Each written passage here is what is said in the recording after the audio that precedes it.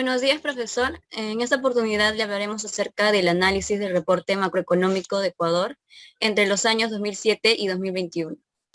Mi grupo está conformado por Coveñas Castro, Nadia Lisbeth, Wari Valera, José Antonio, la que les habla, Leuyac Chignes Jennifer, López Heredia, Andrea Mía y Malky Irigoyen Chantal Rosario.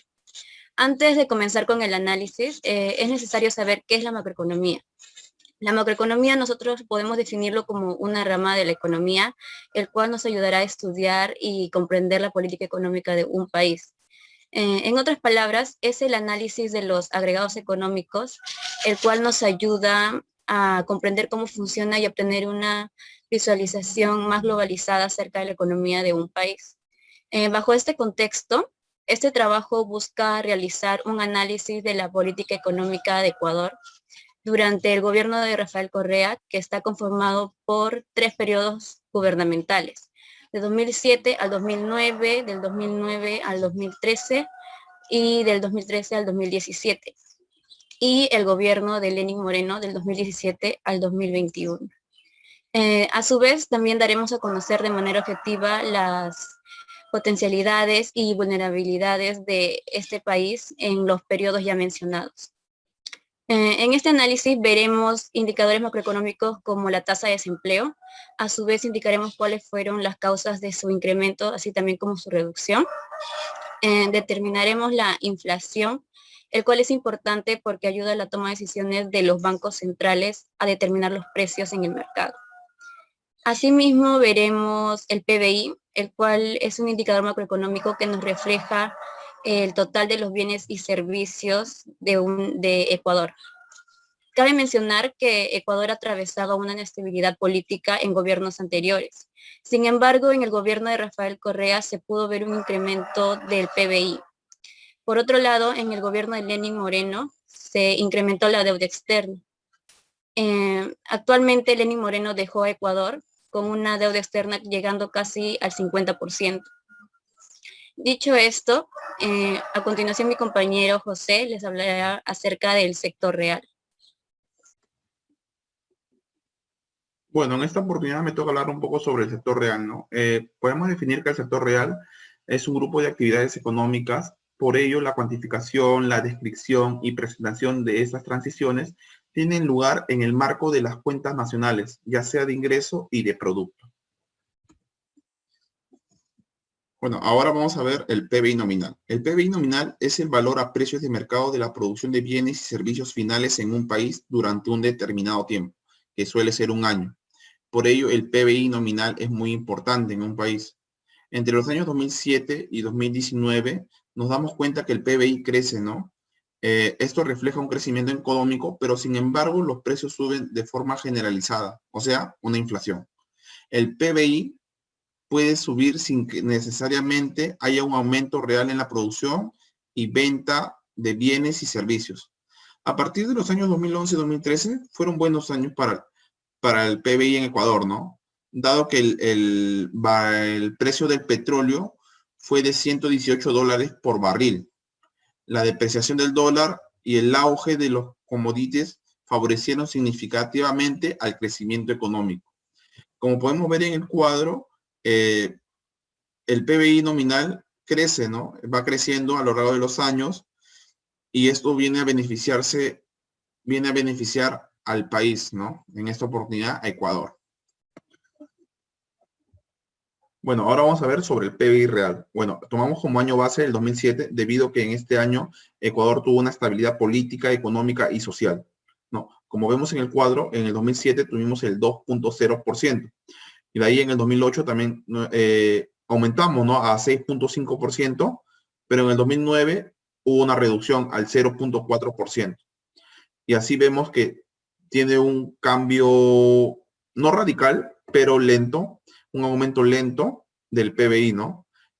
Ahora vemos que en el 2016 tenemos un PBI negativo del 2.3%. ¿Esto por qué es? Debido a que el balón de petróleo tuvo una fuerte caída del dólar, ¿no? O sea, del precio, se podría decir. Luego vemos que en el 2008 también no se puede ver que se ha recuperado un poco al 2.4% y en el 2009 igualmente, ¿no? 2.40%. Ya en el 2020 vemos que tiene 0.6%. ¿Esto debido a qué es? Es debido a que ante la pandemia mundial que estamos atravesando, se ha incrementado el gasto, se podría decir, ¿no? Del país. Esperemos que ahora que se está volviendo a una nueva normalidad, se pueda recuperar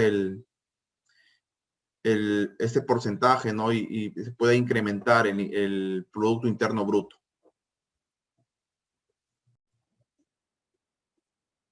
La estructura económica de Ecuador se ha basado tradicionalmente en el sector agrícola, el cual enfrenta un panorama económico mundial desalentador.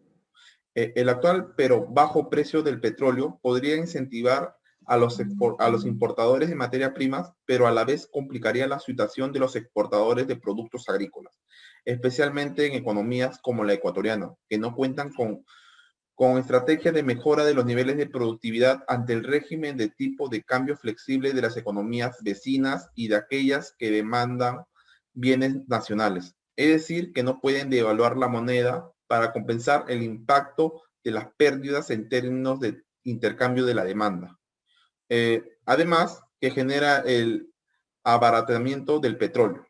Por otra parte, la tasa de crecimiento de la economía ecuatoriana ha tenido que ser replanteada ante los cambios de contexto mundial, lo cual puede asignar un retroceso en cuanto a la planeación estatal y a la determinación del presupuesto general del Estado.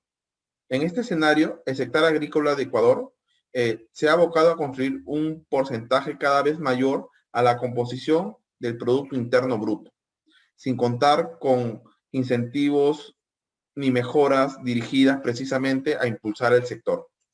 Mi nombre es Chantal Rosario Malquirigoyen. Voy a hablar acerca del precio de la economía. Los subtemas son los siguientes: inflación, salario, tasa de interés y tipo de cambio. Inflación. Inflación anual de los meses de diciembre en porcentaje 2007 hasta el 2020. 2007 la inflación fue de 3.32%, en el 2008 fue de 8.83%, debido a la crisis inmobiliaria se desestabilizó los precios, donde las familias no podían comprar los productos porque los productos estaban muy caros. En el 2009, una inflación de 4.31%, 2010 3.33%, 2011 hubo un aumento de 5.41% debido que compraron más productos de los disponibles en el mercado, hubo más demanda. En el 2012 fue de 4.16%, en el 2013 2.7%, 2014 3.67%, 2015 3.38% y en el 2016 hubo 1.12% de inflación debido a la caída del precio del petróleo. En el 2017 hubo una deflación de menos 0.2%, ya que no hubo demanda debido por falta de empleo y inversiones. 2018 es 0.27%, 2019 menos 0.7% y en el 2020 fue la mayor deflación de ese periodo de menos 0.93% debido a que las industrias tuvieron que paralizar, donde las empresas tuvieron que despedir a muchos empleados. Inflación anual del índice de precio al consumidor por divisiones de consumo en el año 2013. 6 agrupaciones son mayores que el general y eso es bueno. Bebidas alcohólicas y tabaco y estupefacientes están en primer lugar. Inflación anual del índice de precio al consumidor por divisiones de consumo en el año 2020. Comunicación, alojamiento, agua, electricidad y otros, salud y bebidas alcohólicas, tabaco y estupefacientes están en inflación y los que no mencioné están en deflación.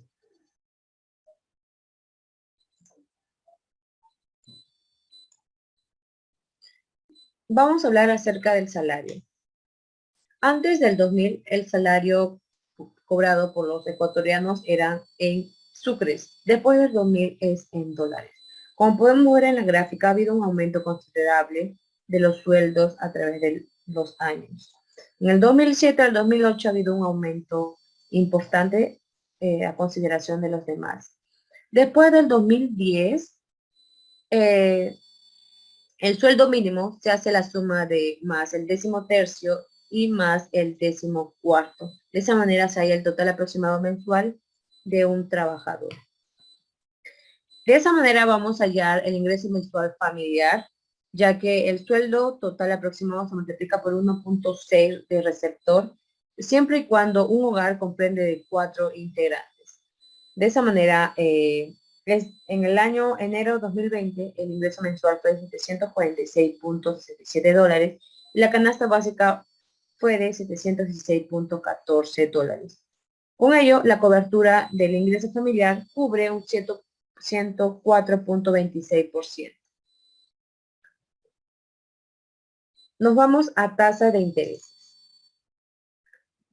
Tasa de intereses del año 2009 y 2021. En el 2009 la tasa referencial era de 5.44% y hubo un aumento en el 2021 de 0.22%.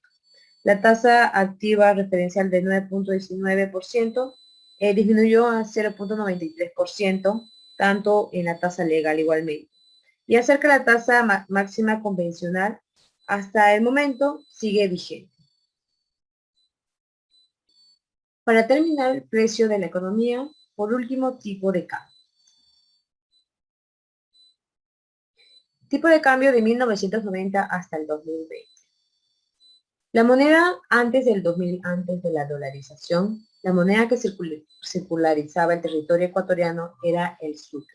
Pero la inflación, las malas gestiones de los gobiernos de turno obligó que esa moneda sea cambiada por la sucre bimetálica. Las denominaciones eran 1000, 500 y 100 sucres, en donde la economía decae, en donde los precios suben y las familias no pueden comprar los productos necesarios para que puedan vivir. Un claro ejemplo, el presidente Sixto, $1 equivalía al inicio de su gobierno 1.480 sucres. Al final de su gobierno, $1 era igual a 1.880 sucres, en donde la moneda ecuatoriana en ese entonces, el sucre, devaluó a 27.02%. En Bucaram devaluó el sucre a 15.48%. En Alarcón devaluó la moneda en ese entonces, que era el sucre, a 11.21%. En Majuar, en el 2000, es en donde se dieron cuenta que sí o sí debían de hacer el cambio de la moneda por la divisa internacional, que fue el dólar, porque en ese entonces se devaluó a 131.19%.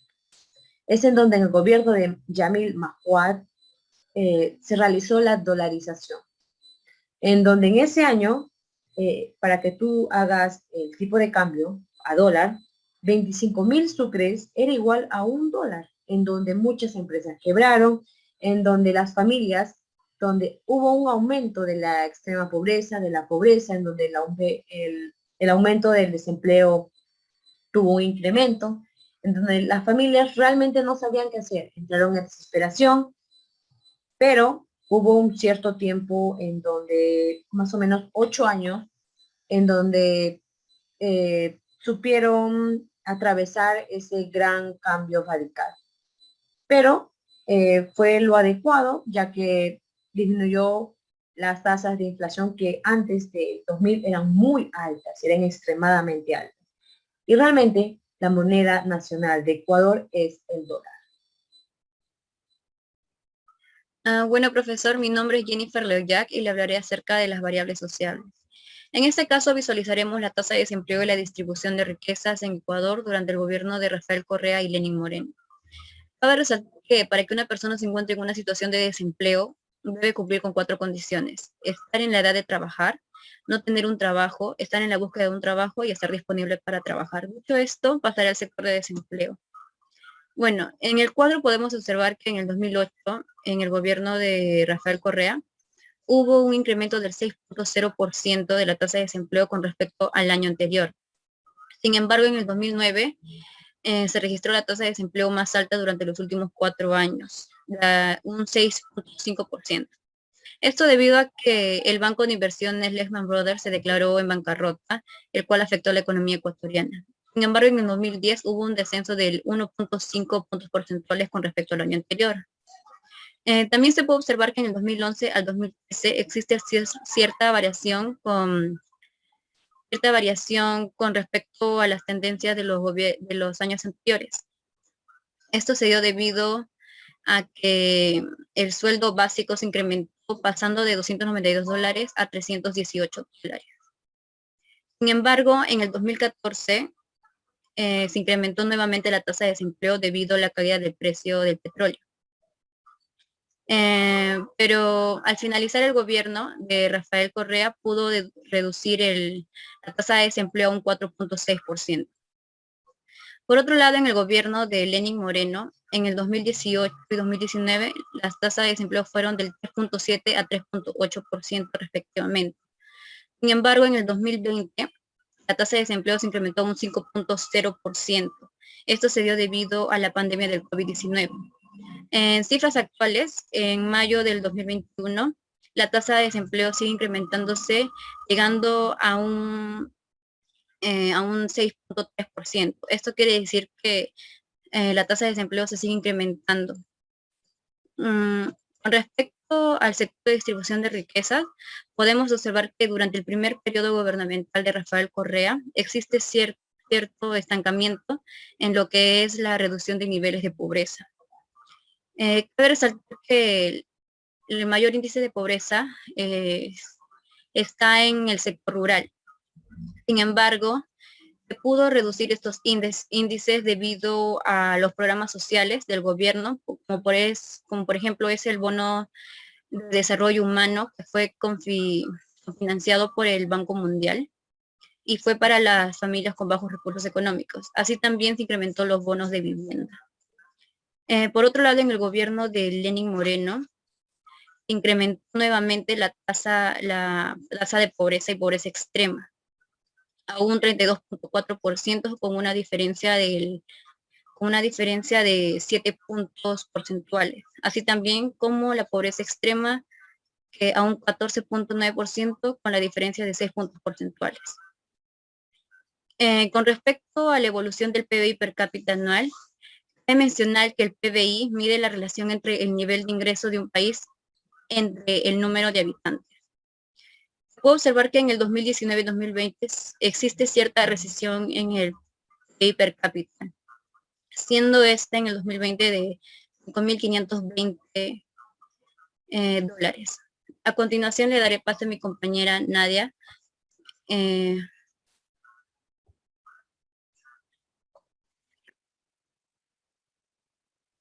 Mi nombre es Nadia Lisbeth Coveñas Castro. A continuación hablaré sobre la balanza de pagos, en el cual especificaré a detalle lo que es importación, exportación, inversión exterior, ingreso por inversión, ingreso por préstamo.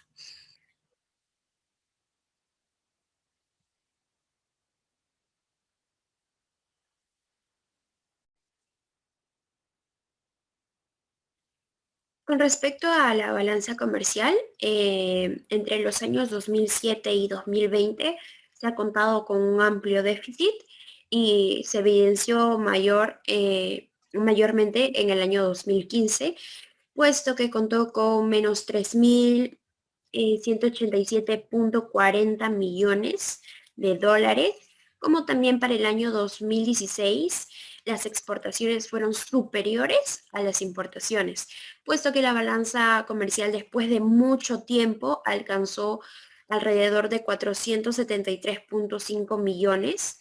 Y no obstante, se puede señalar que en los años restantes las importaciones superan a las exportaciones y por ende la balanza comercial se deteriora.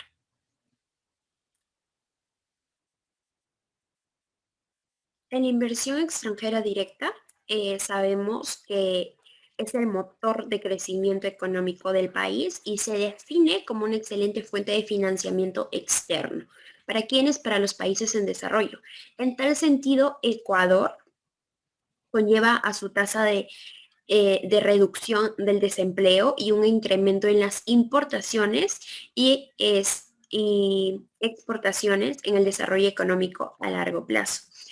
Y también mejora su capital humano. La inversión de cartera directa para el año 2013 fue alrededor de 282 millones y tuvo un financiamiento mayor que en los años anteriores, igualmente en el año 2019.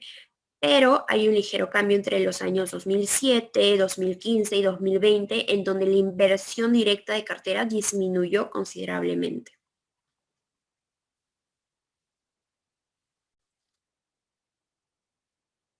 Para finalizar con las reservas internacionales, los activos de alta liquidez que permiten a la economía ecuatoriana respaldar sus pagos en el exterior y que también financie la demanda de efectivo.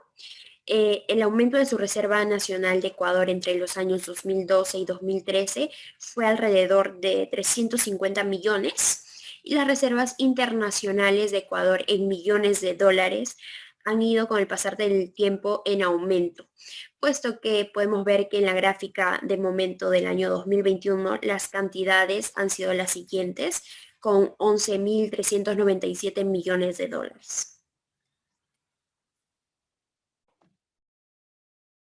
Mi nombre es Andrea Miel López Heredia. Hoy les voy a hablar sobre el sector público, donde tenemos un déficit y superávit fiscal y la deuda externa. Como muy bien hemos podido observar, el gobierno de Rafael Correa dura 10 años, del 2007 al 2017. Este gobierno se caracteriza por la bonanza petrolera, el incremento en los ingresos tributarios y también el incremento de la deuda. Estos fueron factores para que el déficit no se superara. En los 8 primeros años nos encontramos con un superávit en 2007 con 2,7%, pero 2 años después, ya en el 2019, como podemos observar, hallamos un déficit fiscal con un menos 3,57%. Esto se dio debido a que el socio más pequeño de las organizaciones de países exportadores de petróleo obtuvo una reducción en su déficit de balanza comercial, ya que fue golpeada por la crisis mundial, dando con ello un desequilibrio en las exportaciones e importaciones. Por otro lado, en el 2016 también nos hallamos con un déficit muy bajo, que es un menos 8,23%. Esto se dio debido al precio del petróleo, que contaba con menos de $40. Esto sería en el gobierno de Correa. Ya para el gobierno de Lenin, como podemos observar, tiene un déficit menor al año anterior. Este resultado se dio debido al incremento de ingresos, principalmente en la reducción tributaria, por el proceso de remisión de deudas e intereses. Esto se contempla en la Ley de Fomento Productivo. Ahora vamos con la deuda externa. En el 2017, Rafael Correa inicia con una deuda de 10 millones. Esto se pudo mantener en los 8 primeros años, pero ya para el 2013 subió hasta el 2019. Rafael Correa entrega una deuda externa similar con la que inició, pero claro, creó millones de activos públicos. Con esto quiero decir que su patrimonio de la deuda creció. Como podemos observar ya en el gobierno de Moreno, a comparación del gobierno de Correa, se extendió demasiado esta deuda externa, la cual tendrá que entregar una deuda mayor al 50% del PBI, según el Ministerio de Economía. Para concluir con la exposición, como conclusión mencionaré lo más relevante en el gobierno de Rafael Correa y Lenín Moreno. Vamos con Rafael Correa. Como hemos podido observar, el segundo periodo del gobierno de Rafael Correa se halló un crecimiento en el PBI a causa de la desvaluación del dólar. Sin embargo, en el 2015 y 2016, debido a los bajos precios del petróleo, se halló una reducción. Por ejemplo, en el 2016 se obtuvo una caída de menos 2,30%. En la tasa de inflación, esta fue difícil de controlar en el 2008. Por consecuente, trajo una desestabilidad en los precios. Además, en el 2030 se pudo registrar la tasa más baja con un 2,70%. No obstante, en el 2016 se evidenció el nivel más bajo con 17% debido a la caída del precio del petróleo. La tasa de interés pasiva nos encontramos con una disminución de 0.17% en comparación del periodo del 2009, perdón. Y la tasa activa referencial disminuye un 0.99%, así como la tasa legal. Y la tasa máxima se mantiene a un 9.33%. Sin embargo, ya en el 2016 la tasa de interés muestra un desnivel debido a la caída del precio del petróleo. En la tasa de desempleo, durante el 2009 aumentó notablemente a un 6.5% debido a la crisis internacional. En el segundo periodo, la tasa de desempleo disminuyó un 4.2%, evidenciando un aumento en el 2016 a 5.2%. Entre los dos primeros periodos existe una variación de 10.48% referente a la pobreza. En las reservas internacionales, en el 2008 llegó a 5 millones. Por otro lado, la reserva nacional más alta se dio en su último gobierno, que fue de 6 millones. En el déficit nos hallamos con 2 años que dieron resultados demasiado bajos. Fue en el 2009 de menos 3,57% y en el 2016 de menos 8,23%. Asimismo, Ecuador tuvo una baja inversión extranjera, ya que fue dependiente del petróleo y del gasto. Además, la deuda pública aumentó. En lo que es el gobierno de Lenín Moreno, después que el PBI bajara en el 2016, en el periodo de Correa, se puede observar que el primer trimestre del 2017 aumentó un 2.6%, mientras que en el 2020 se contrajo un 9%. Por otro lado, en el PBI real estuvo estable durante el periodo de 2017, sin embargo, ya en el 2020 se observa una significativa caída en el primer trimestre de menos 12.8%. En lo que es el salario para los habitantes ecuatorianos se mantiene desde el 2020, con un promedio de $400 mensuales. Se registró un aumento en la tasa de desempleo debido al incremento de la pobreza, que pasó de un 21% a un 27% en el 2019. Además, nos encontramos con un crecimiento económico menor a la del 2017, ya que en el 2017 fue de 3% y en el 2019 fue un 0.1%. Para finalizar, en la actualidad la economía ecuatoriana no se recupera del golpe que originó la pandemia, que trajo como consecuencia una contracción de 9.5%, dejando así un aumento en la deuda pública que pasó de 38.000 millones de dólares a 63.000 millones de dólares. Gracias.